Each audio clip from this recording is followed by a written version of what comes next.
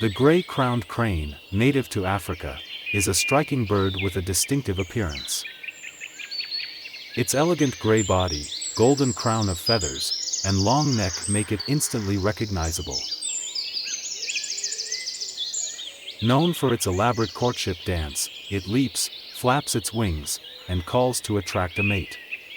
These cranes inhabit wetlands and grasslands, using their sharp beaks to catch insects and small vertebrates. While their numbers are declining due to habitat loss and poaching, efforts are underway to protect these beautiful birds and their unique behaviors.